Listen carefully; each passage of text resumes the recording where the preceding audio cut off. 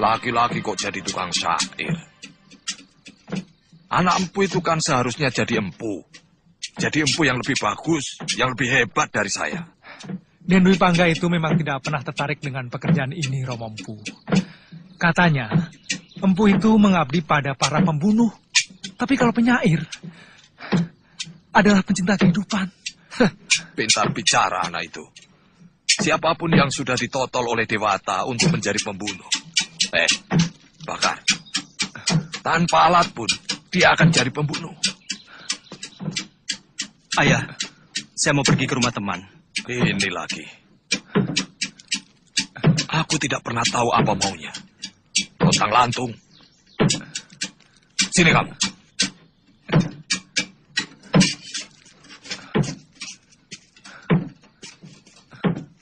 Di sini tempatmu. Bara api dan besi akan menempa dirimu menjadi manusia tangguh. Paham? Bagus. Menjadi empu itu tidak hina. Bahkan para kesatria menikmat. Ini adalah pekerjaan orang-orang mulia.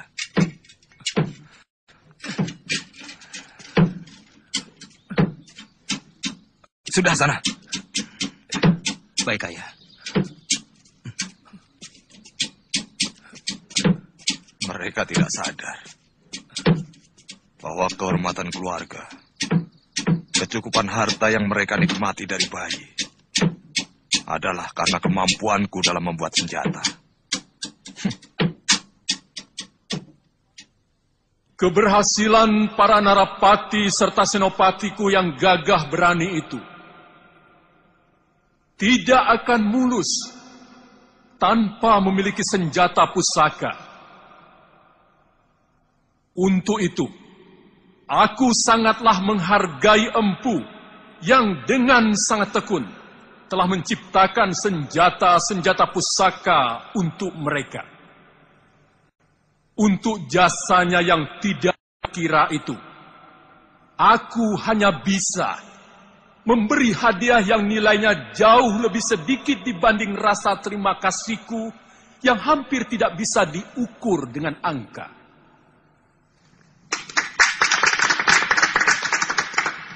Empu Hanggareksa, mendekatlah padaku untuk mendapatkan sedikit anugerah dariku.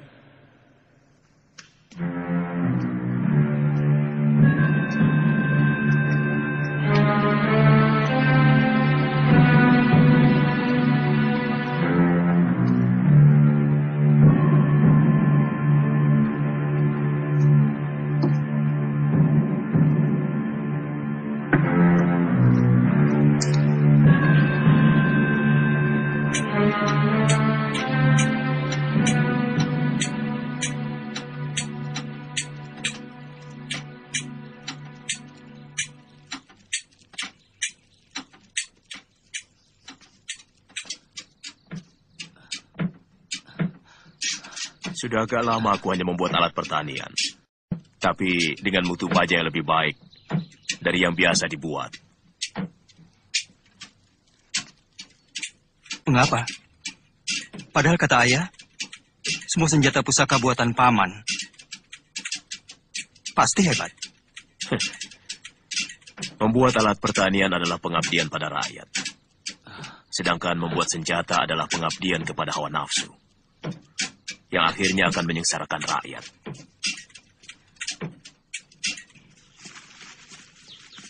Tetapi yang saya tahu, pada saat ini masih banyak para pendekar yang menjadi begundal-begundal para hartawan, yang jelas-jelas memeras rakyat, Guru.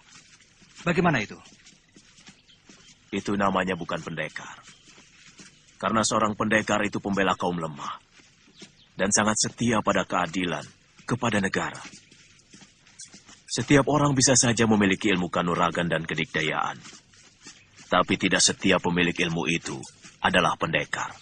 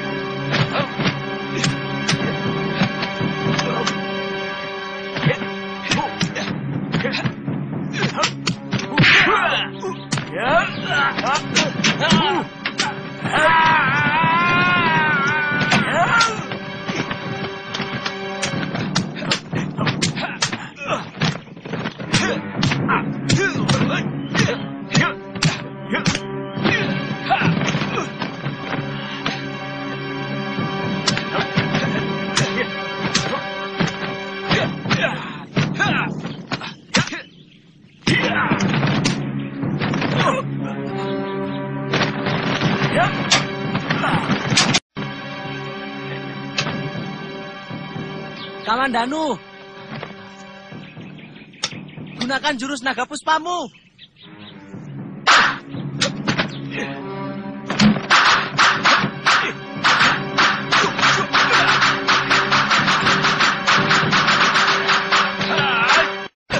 Kamandanu, jadikan angin dan hawa untuk menahan tubuhmu.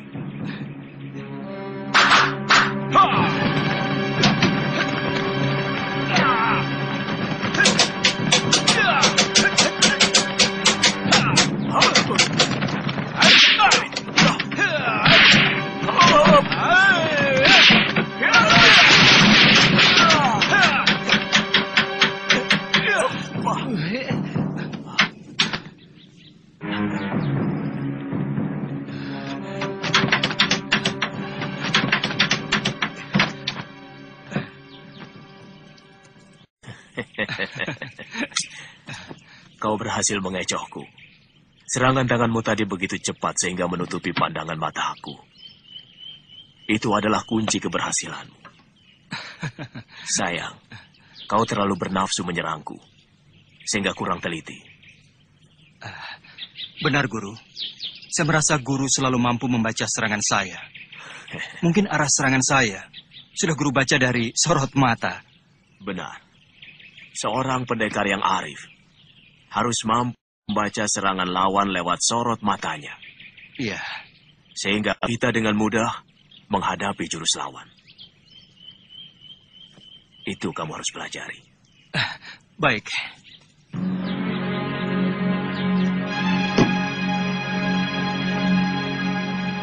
Alangkah besar anugerah Baginda terhadap kita.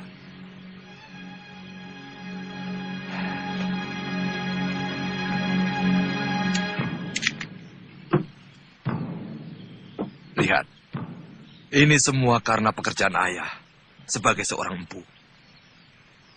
Itulah sebabnya, mengapa ayah mau supaya kau, juga Kamandanu, meneruskan pekerjaan ayah. Bahkan seorang adipati pun belum tentu menerima anugerah sebanyak ini.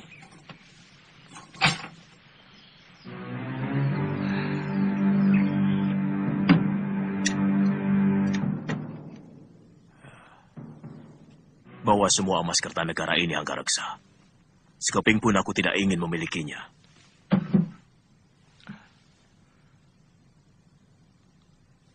Jangan berlebihan, Kakang. Aku tidak mau mengangkangi semuanya. Karena di sini ada hak Kakang. Banyak senjata pusaka ciptaan Kakang yang dikirim ke Singasari melalui tanganku. Semua aku kerjakan untukmu. Bukan untuk Kertanegara, karena kamu adalah adik seperguruanku. Dan ku minta agar kamu tidak berusaha untuk merubah sikapku yang tidak suka kepada kebijaksanaan Sang Prabu. Baik, kita sudah sangat berselisih jalan. Ya, bahkan kita sudah berselisih paham. Kau sudah mulai sila oleh Gemilang Emas. Kakang, selama uang ini bukan hasil rampasan, aku tidak pernah merasa malu menyimpan hartaku yang kudapat dari keahlian dan tenagaku sendiri. Selamat tinggal, Kakang.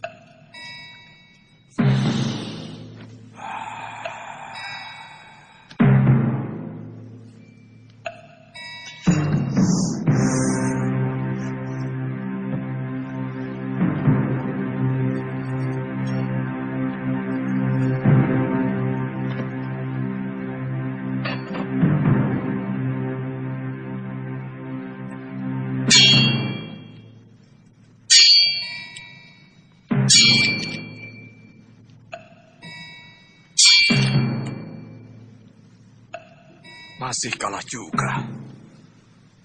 Benar-benar ilmu Kakang Ranubaya masih lebih tinggi.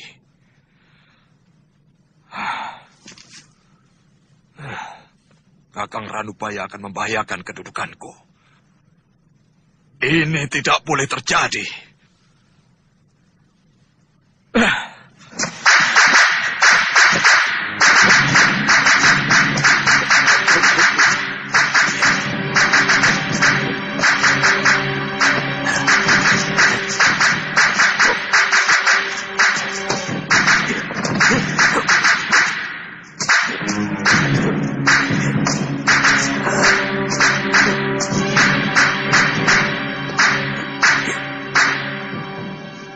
Kalian perhatikan baik-baik. Akan kuperlihatkan beberapa jurus pedang naga puspa.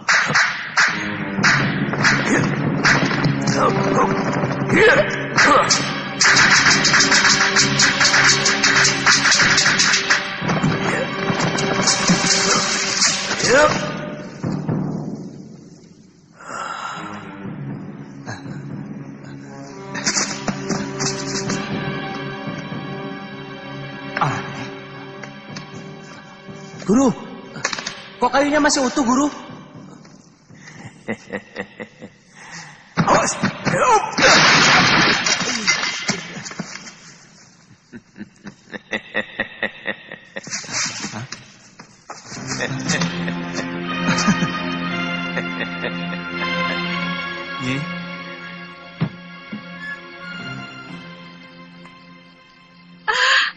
Dan bagus.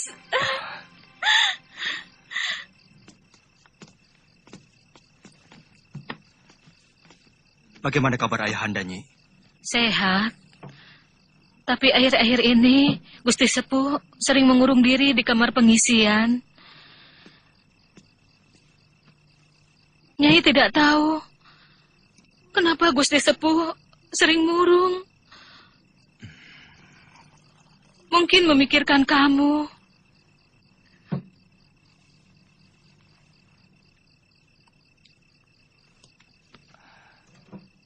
Apakah Ayahanda sudah tidur? Gusti Sepuh tidak pernah tidur sore. Datanglah dan minta maaf. Iya, iya, Nyi.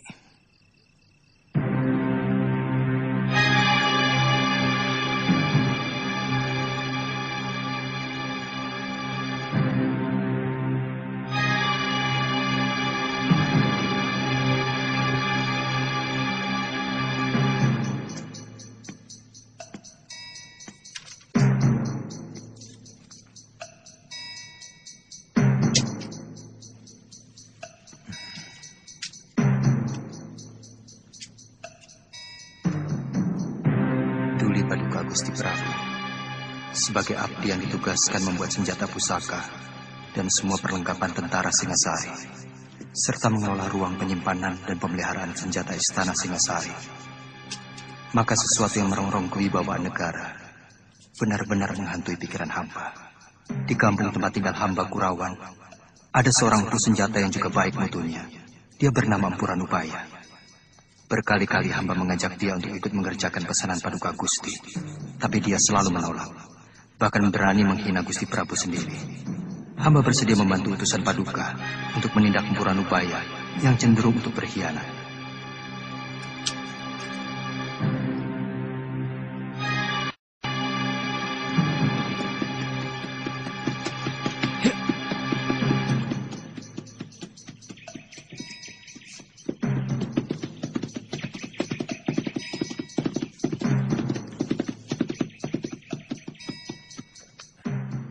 Bicik, masalah keris Empu Gandring sudah lama selesai. Wadal sudah cukup. Bahkan ayahandaku sendiri juga telah menjadi korban. Mulai dari Eyang Tiriku, Ken Arok, Anusapati, Toh Jaya, dan Ranggawuni ayahku, semua telah menelan kutubnya. Ampun Gusti. Itulah kecupetan Ranubaya. Hamba sudah berusaha meluruskannya, tapi dia tetap dengan pendiriannya. Terutama pada masalah yang terakhir. Ampun Gusti. Ranggalawe.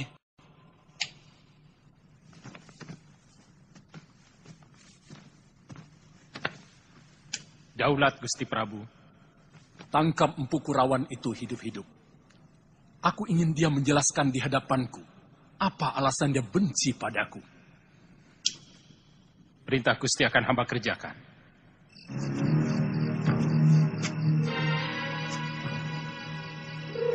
Kamu tidak usah khawatir. Akan kuhadapi apapun tuduhan kepadaku. Akan kukatakan mengapa aku berkata seperti itu. Semua itu demi kebaikan Singasari. Kelihatannya di surat Ayahanda, semacam ada persaingan antara beliau dengan guru. Aku tidak pernah merasa bersaing dengan siapapun. Ayahmu seharusnya tidak perlu mencemaskan aku. Dengan penolakanku untuk tidak bekerja sama kepada Singasari, seharusnya dia lebih merasa gembira karena tidak ada saingan. Aku heran, malah dia membabi buta. Saya cemas kalau tentara Singasari akan menyiksa guru.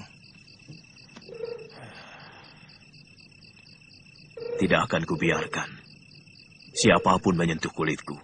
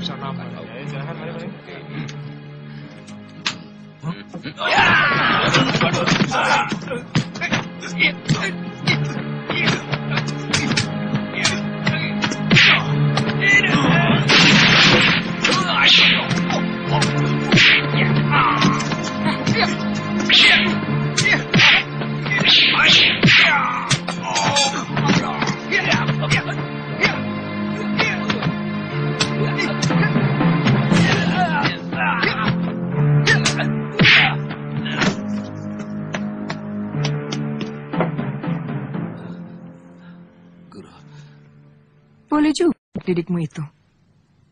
Aku suka watak jahatnya. Mari.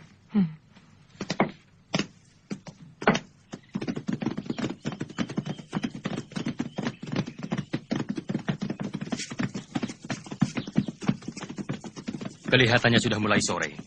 Apa tidak sebaiknya kita menginap di Apajek ini, Tuan Hanggareksa? Benar.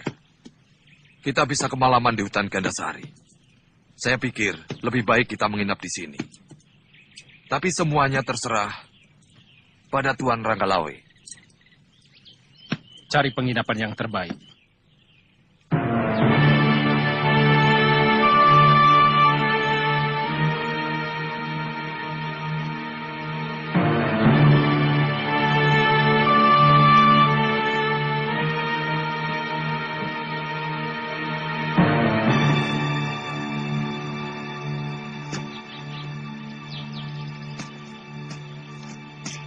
Waduh, selamat datang tuan-tuan. Apakah tuan ingin menginap? Carikan kamar yang terbaik untuk Tuan Ranggalawe dan Empu Hanggareksa. Baik, tuan.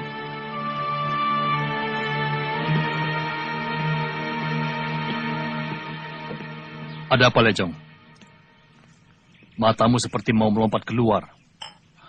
Guru, ada orang Singasari yang dulu pernah mau saya rampok. Sekarang, saya mau merampoknya lagi. Sampai berhasil. Tidak boleh tidak, Guru. Orang Singasari. Silakan tuan-tuan istirahat di sana. Tempatnya sudah tersedia. Yang tinggi besar itu, namanya Ranggalawe. Dia salah satu perwira Singasari yang cukup tangguh. Dia sudah punya banyak pengalaman dalam berbagai medan pertempuran. Anak Wiraraja itu sangat sakti. Siapkan makanan dan minuman. Kalau yang berpakaian seperti pendeta itu, siapa? Aku belum kenal. Kemungkinan dia seorang empu keris.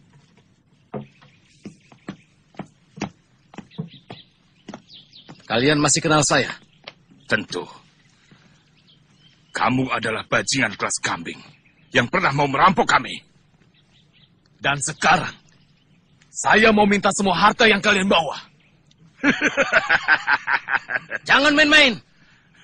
Kumpulkan seluruh uang kawan-kawanmu. Katakan pada mereka, aku sangat butuh.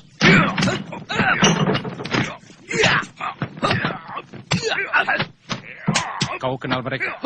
Ya, dulu pernah mau saya buntungi kedua tangan mereka. Saya harus menghukum kedua orang itu.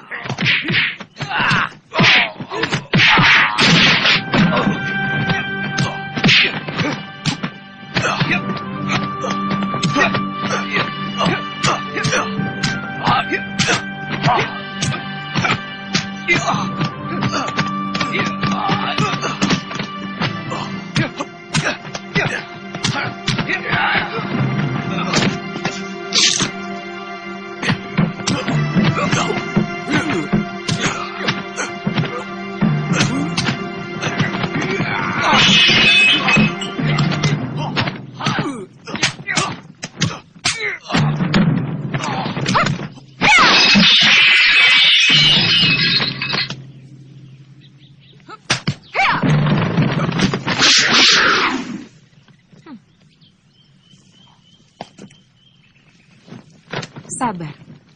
Kenapa tiba-tiba tuan yang terhormat ini menyerang dia? Mereka mau merampok kami. Dan ini benar-benar satu penghinaan langsung kepada tentara Singasari. Benarkah kamu mau merampok mereka, Jaran? Bohong, Guru. Saya tidak pernah bilang mau merampok. Saya minta secara baik-baik seluruh harta mereka. Nah, mereka kan hanya mau meminta.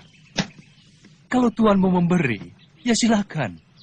Kalau tidak mau, jangan langsung main cabut keris. Saya kira yang punya keris bukan hanya Tuan saja. Jadi kalian menantang? Namaku Dewi Sambi. Saya yakin Tuan sudah lupa. Maklum orang penting. Selalu lupa akan nama. Padahal dulu kita sudah saling kenal, bukan? Buat apa mengenang nama bajingan macam kalian? Kata-kata terakhir Tuan sudah cukup menghina saya.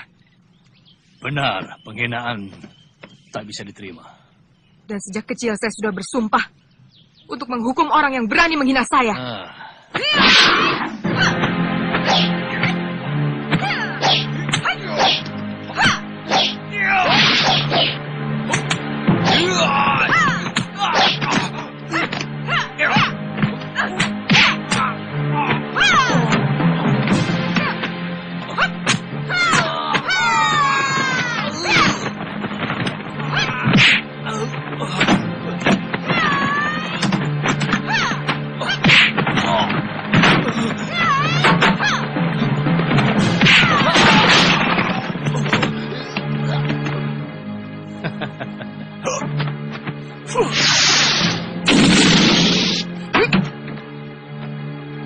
Sambi, biar aku yang mengurus orang-orang Singasari ini.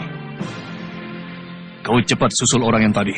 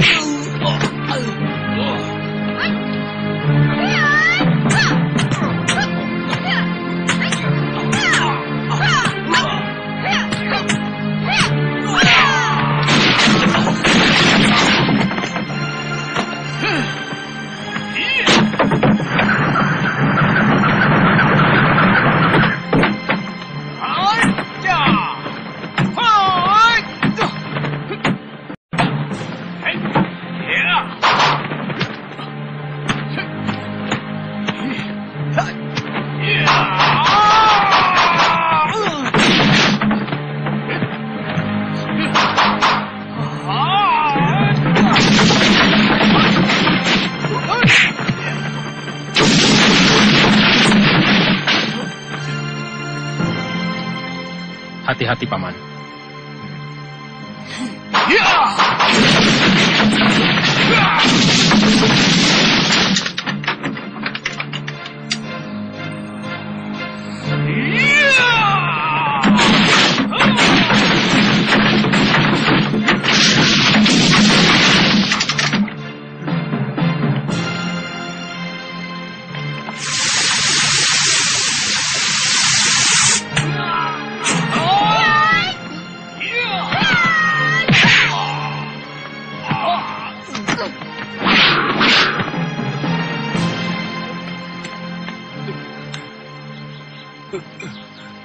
Selamatkan nyawanya, Paman.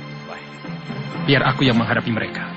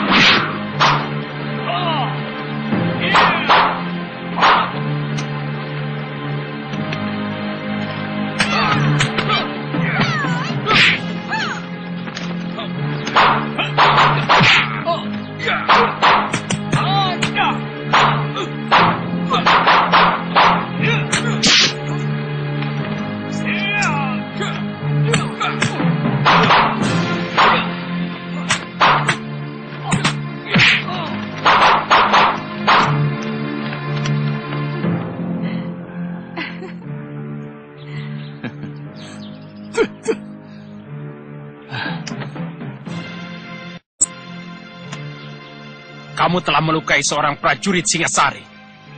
Artinya, kamu sudah berani melawan negara. Gampang sekali mencap orang melawan negara. Sebagai pimpinan, seharusnya Tuan bisa lebih bijaksana.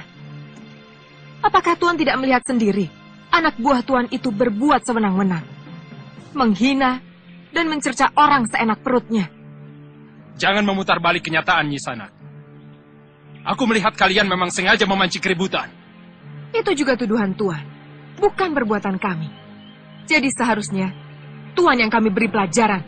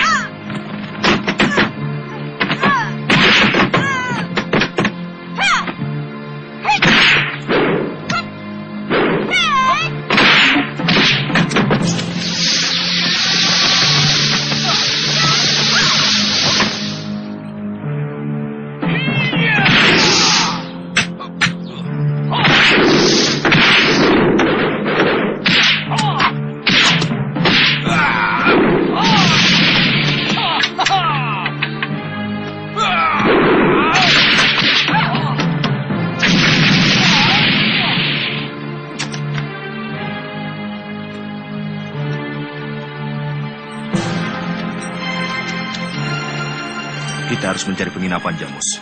Daripada nanti kita kemalaman. Di sini ada, Gusti Pati.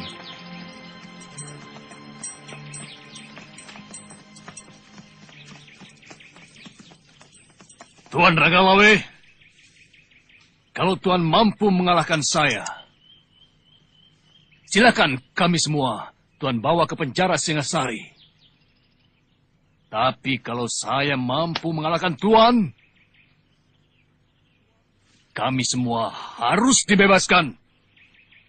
Dan jangan ada lagi yang menghalangi langkah kami.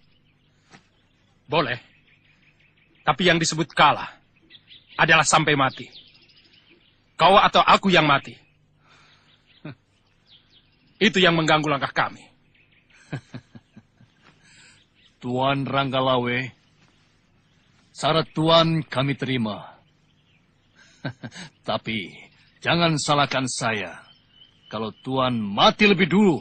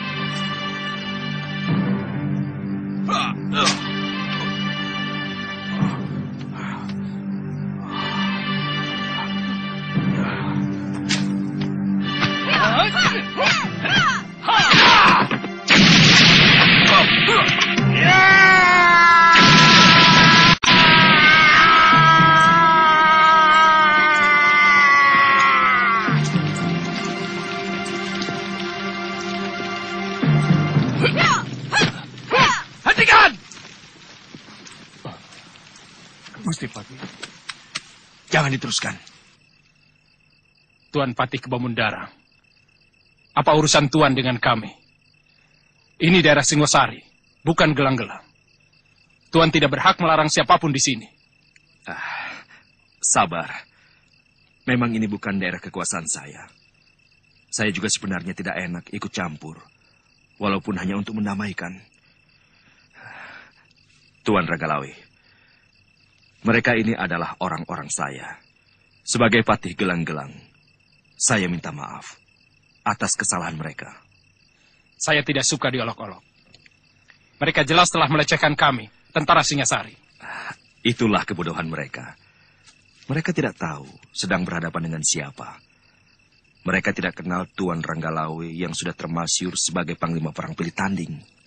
Baik, karena Tuan sebagai pejabat Gelang-Gelang, saya maafkan mereka. Tapi saya tidak mau melihat mereka di tanah Singasari. Kalau masih juga saya jumpai mereka, terpaksa mereka akan berhadapan denganku. Dan hukumannya, mati.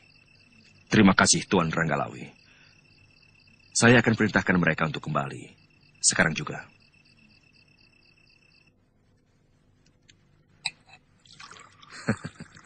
Aku tahu, kalian pasti kecewa. Biasanya seorang pendekar akan selalu penasaran bila menghadapi pendekar lain yang mumpuni. Tapi kali ini, aku minta kalian benar-benar menyadari ada kepentingan yang lebih besar dari sekedar mengalahkan Ranggalawe.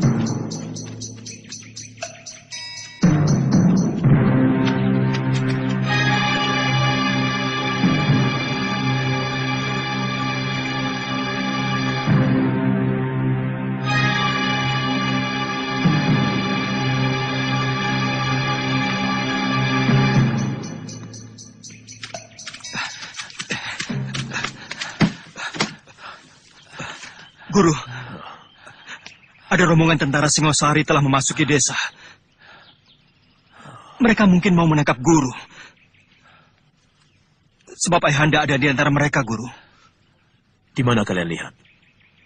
Di Bukit Padang Rumput. Masih ada waktu. Wirot, kamu jaga jalan menuju kemari. Kalau mereka sudah terlihat, cepat beritahu. Baik, Guru. Apakah Guru mau menyerah? Aku akan pergi. Sebab kalau aku sampai tertangkap, nasib ayahmu tidak akan lebih baik. Tentu kau pernah mendengar tentang Kris Empu Gandring? Iya, pernah, Guru. Empu Gandring tewas oleh Ken Arok. Dan terus-menerus, Kris itu menuntut balas pada sanak kadang Ken Arok yang meneruskan kekuasaannya di Singasari. Tentu saja para cantrik-cantrik Empu Gandring menaruh dendam kepada Singasari. Dan salah seorang murid terkasih dari Empu Gandring adalah Empu Bango yang mempunyai murid tunggal bernama Empu Sasi. Mereka ini semuanya bersumpah untuk tidak mengabdi kepada Singasari. Termasuk dua orang muridnya yang bernama Empu Ranubaya dan Empu Hanggareksa. Ayahmu sendiri. Tapi ternyata ayahmu lebih memilih untuk mengkhianati sumpah itu. Kamandanu, untuk sementara kita harus berpisah. Jurus naga puspa yang kau pelajari, tinggal jurus pamungkasnya saja. Suatu saat kita pasti bertemu lagi. Guru mau kemana? Bolehkah saya ikut? Jangan. Aku tidak mau ada bibit perpecahan timbul di rumahmu. Sementara aku meninggalkan Kurawan, sambil mempersiapkan senjata buatmu. Sebagai pelengkap jurus naga puspa yang kau pelajari. Suatu saat kita pasti akan bertemu. Waktunya sudah sempit. Rumah ini harus kubakar. Aku tidak mau ada orang Singasari yang menyentuh barang-barangku.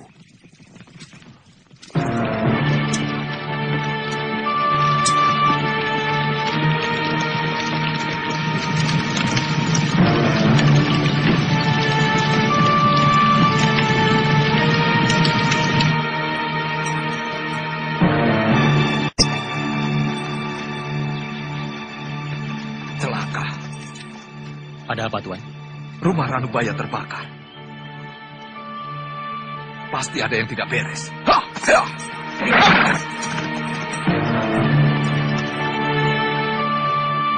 Kamandanu, aku rasa kini saatnya kita berpisah. Aku berjanji suatu saat aku akan mencarimu untuk menyerahkan keris yang aku ciptakan untuk melengkapi jurus naga puspa. Aku minta kamu harus mengamalkan ilmu itu untuk membela kaum yang lemah. Baik, Guru.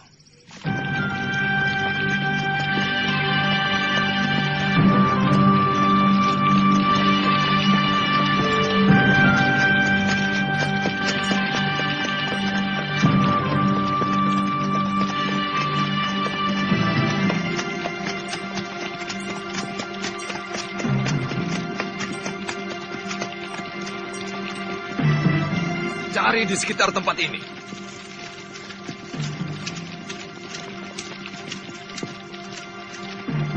Pasti ada yang memberitahu. Apakah Tuan pernah menceritakannya pada seseorang? Bahkan pada anakku sendiri pun tidak.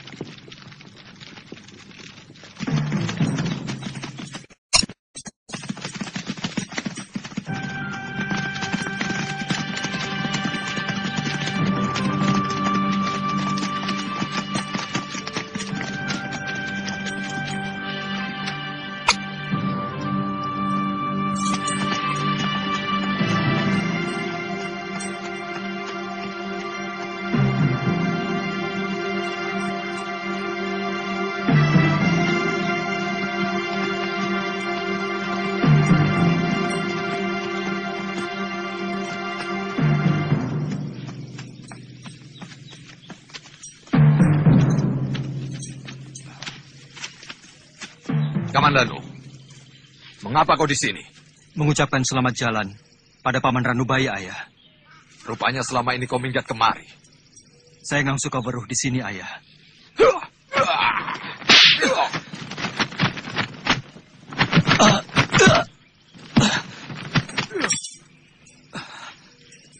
Kurang ajar.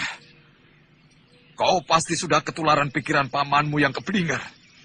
Balelo. Yang saya dapatkan dari beliau adalah kejujuran dan juga kebersihan jiwa, Ayah. Cukup!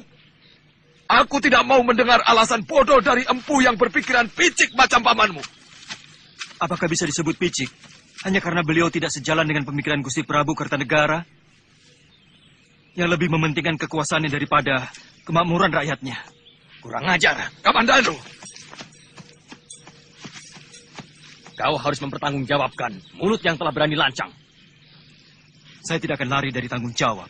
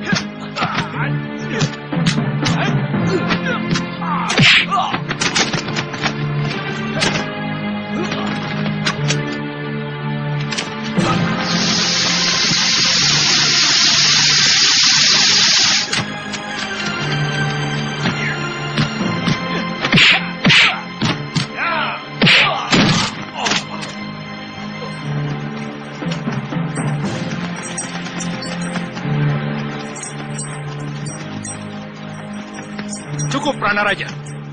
Raden, saya belum kalah. Saya ingin mencoba ilmu anak muda ini. Maaf, Tuan Ranggalawe. Biarkan saya yang membunuh anak saya sendiri. Dia memang patut untuk dibunuh. Saya menyesal. Mengapa dia justru mengikuti kesesatan Ranubaya? Paman Empu tidak usah cemas. Aku tidak menyalahkan Paman. Aku malah tertarik pada keberaniannya. Tapi saya malu, Raden.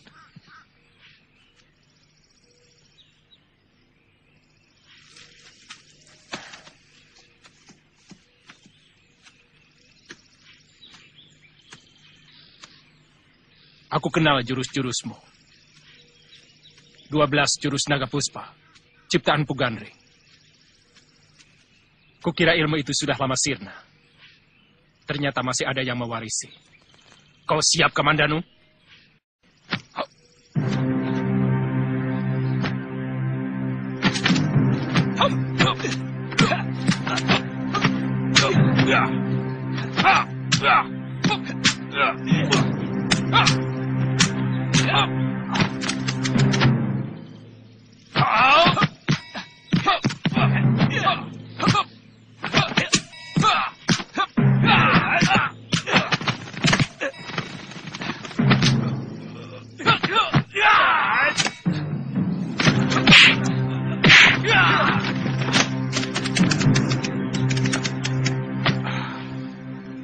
Saya bilangin, kau titisan Pugandri.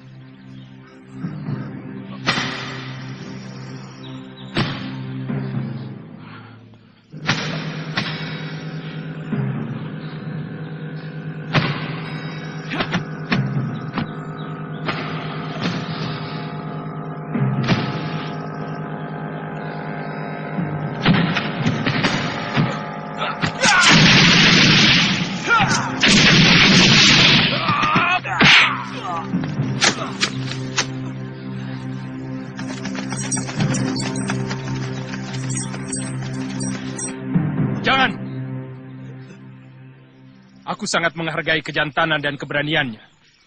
Dia pemuda yang patut kita hargai. Karena sikap yang jelas dan berani bertanggung jawab pada perbuatannya.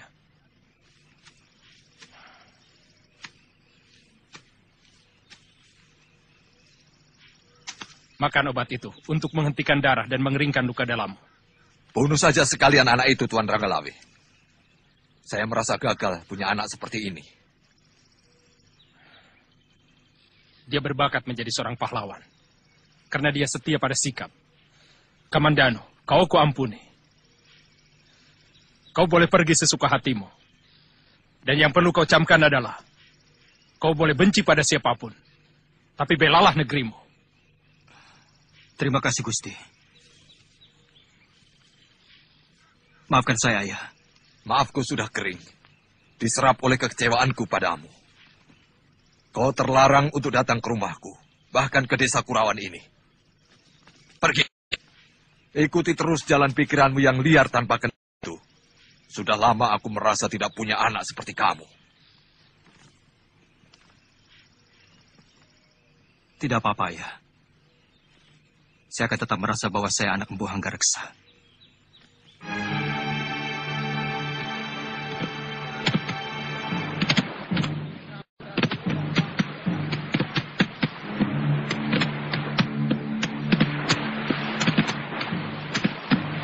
Woi, ada kapal besar datang! Woi, ada kapal besar! Woi, ada kapal besar datang! Oi, ada kapal besar! Ada kapal besar datang! Mereka seperti dari negeri seberang. Lihat, bentuk kapalnya berbeda. Lihat, ujungnya seperti naga. Mungkin dari negeri naga. Cepat, panggil Gusti Adipati. Sudah, Kemi dan Nunu sudah ke sana.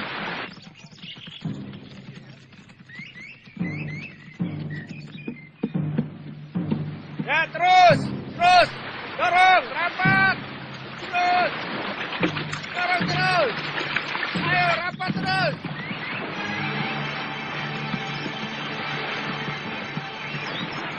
Raden tahu mereka itu dari mana? Ya, saya pernah mendengar cerita bahwa orang yang bermata sipit dengan pakaian yang indah gemerlapan itu pasti orang daratan Cina.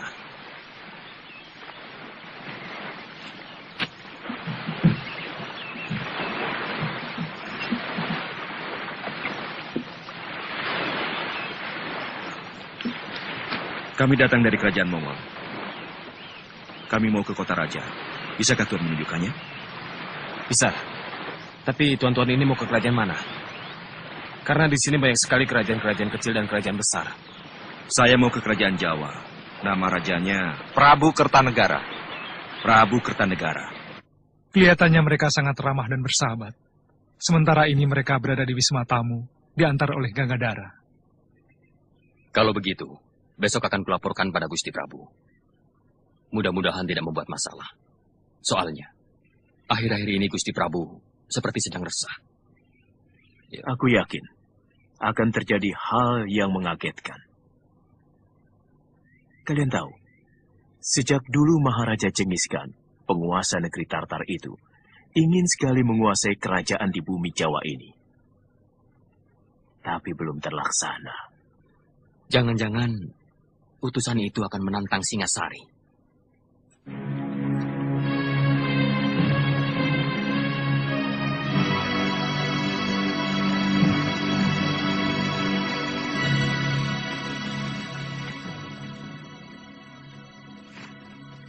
Hamba mengaturkan surat dari Baginda Maharaja Kubilai Khan, penguasa dari daratan Hindustan hingga pantai timur negeri Cina. Baca surat itu, Wijaya.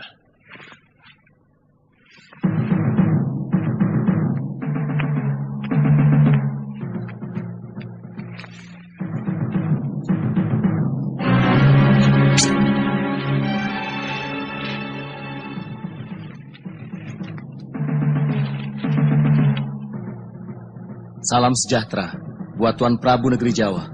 Aku Maharaja Kubilai Khan, pemimpin bangsa Yuan yang kekuasaannya menghampar dari tanah Hindustan sampai ke ujung timur negeri Cina. Akan menjamin keselamatan negeri Tuan kalau Tuan mengakui kekuasaan kemaharajaanku yang perkasa. Pasukan kuat kami mampu bergerak seperti badai gurun pasir, menghancurkan siapa saja yang berani menentang kekuasaanku. Kapal-kapal lautku mampu menutup lautan dan sungai-sungai di negeri Tuan. Baliknya, kalau Tuan Prabu menerima ajakan baikku, maka kami akan membuka perdagangan dengan negeri Tuan dengan perasaan damai. Jawaban Tuan Prabu sangat kutunggu.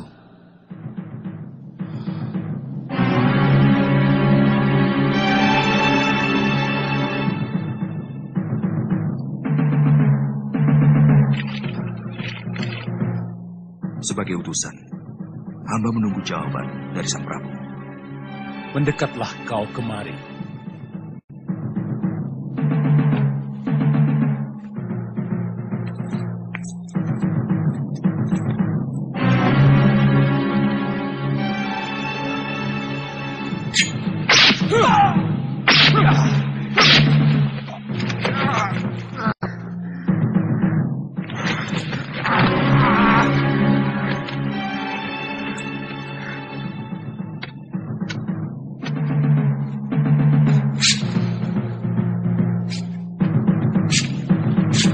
Itulah jawabanku.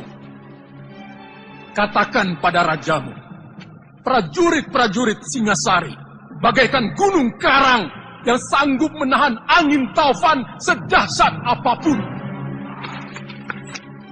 Kau akan menyesal dengan perlakuanmu ini. Negerimu akan rata dengan tanah.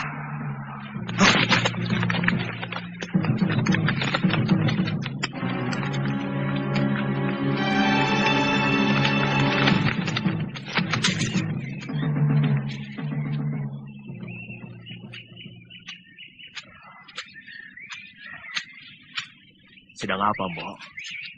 Jemur gaplek. Oh. Kok seperti bukan orang sini? Betul, saya ini orang kabur Kanginan. Boleh saya minta airnya untuk membasahi tenggorokan saya? Oh, ya tentu. Nah, itu gentong berisi air. Buat siapa saja yang haus. Silakan. Iya, iya.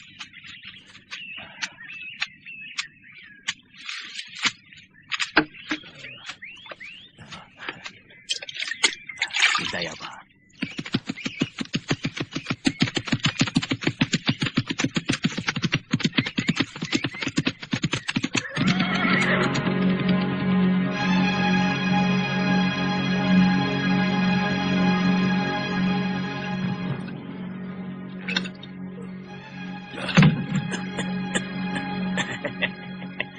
Mabuk terus.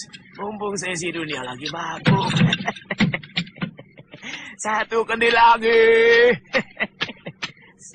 Sudah cukup, Pak Tua. Warung ini bukan untuk mabuk-mabukan. Aku tidak mau ada kerusuhan karena ulah pemabuk.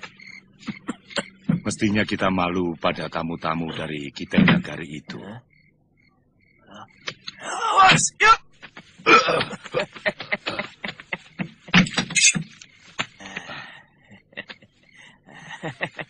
Sayang, golok sebab ini, tapi mutu bajanya kurang sempurna. Dia tidak bisa berbuat apa-apa kalau lawannya dengan golok yang mutu bajanya lebih sempurna. Agaknya kau mengerti tentang senjata orang tua. Tuhan bisa bahasa kami. Bagaimana dengan dia? Tenaga dalammu yang bagus, bukan golok Tuan. Kamu lihat sendiri. Bagaimana meja itu terbelah dengan mudah. Meja itu terbuat dari kayu.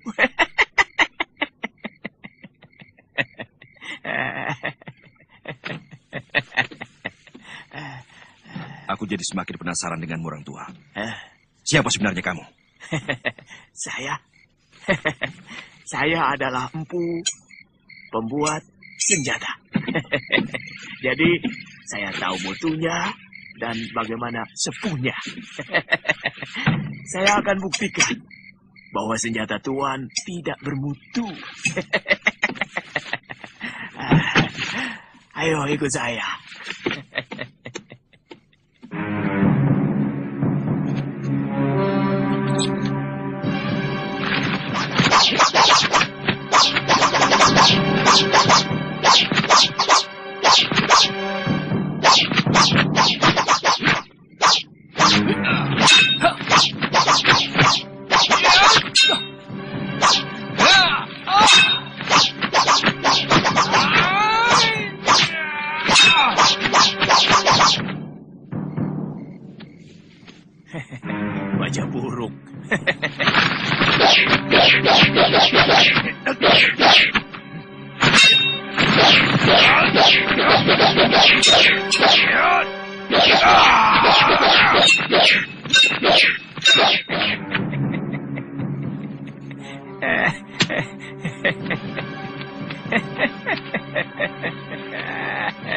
Kurang ajar. Kita ditertawakan orang Jawa itu. Suruh dia buktikan bahwa senjatanya lebih baik dari milik kita. Orang tua, kau harus buktikan bahwa senjatamu lebih baik dari yang kami miliki.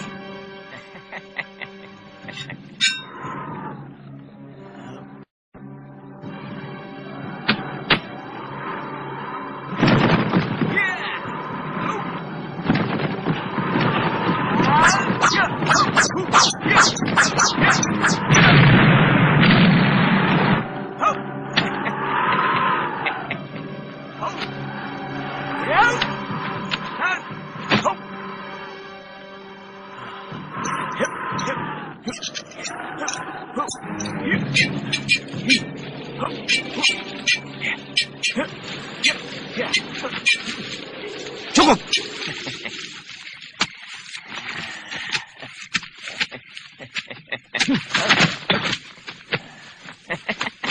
Boleh aku lihat senjatamu, orang tua? Ini asli buatan Jawa. Dengan bahan besi yang ada di perut-perut gunung. Di tanah Jawa ini.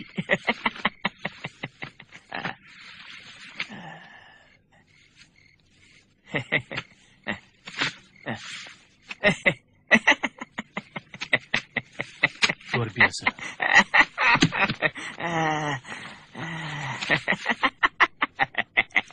Senjata Tuan memang hebat.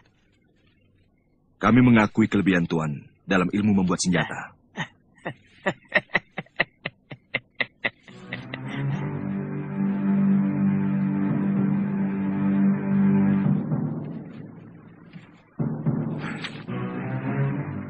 Belum ada tanda-tanda dia muncul. Jangan-jangan dia tertangkap. Kelihatannya orang tua aneh itu bukan orang sembarangan. Wong Chow juga bukan orang sembarangan. Racun penenangnya sangat ampuh.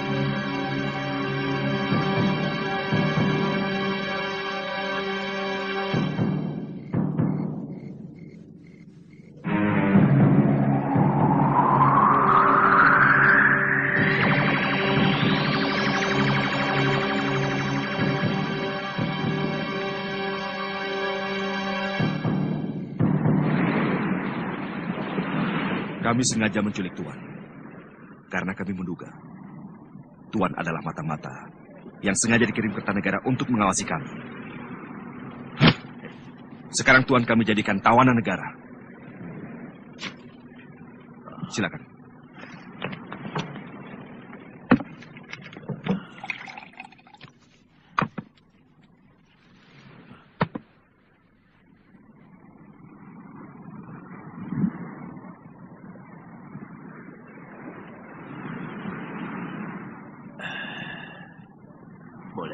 Tidak. Aku tahu. Tuan pasti ingin melupakan bahwa Tuan sedang menjadi tawanan kami.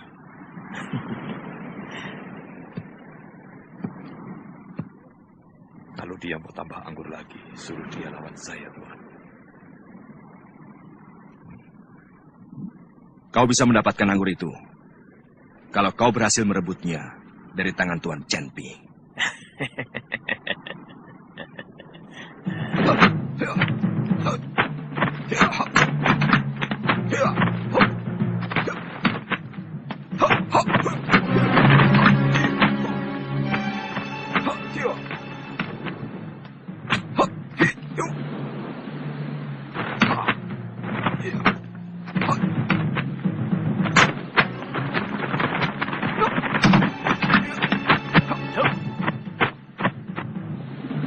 Ayo.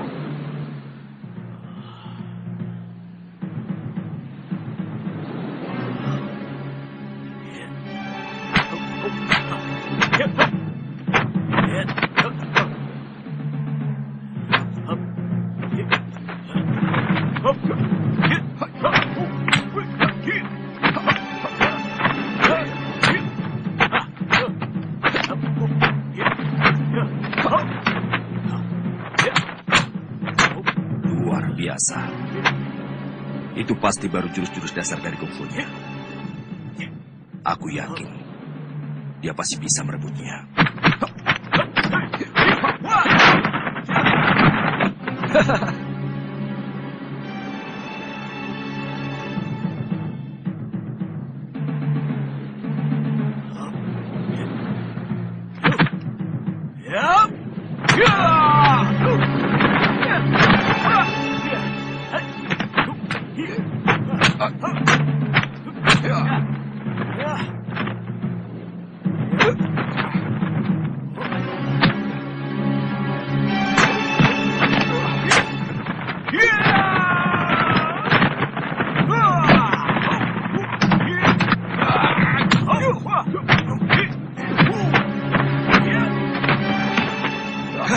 Chen Pi, orang tua ini telah mendapatkan haknya sesuai janjimu. Kau harus jujur.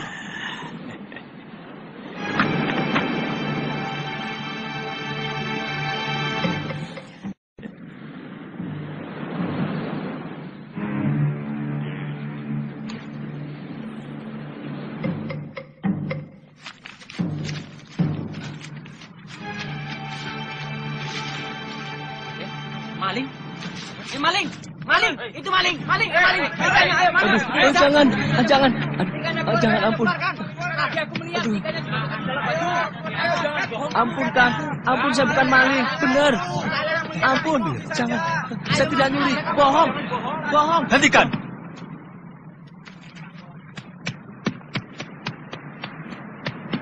Saya akan bayar semuanya apa yang telah diambil.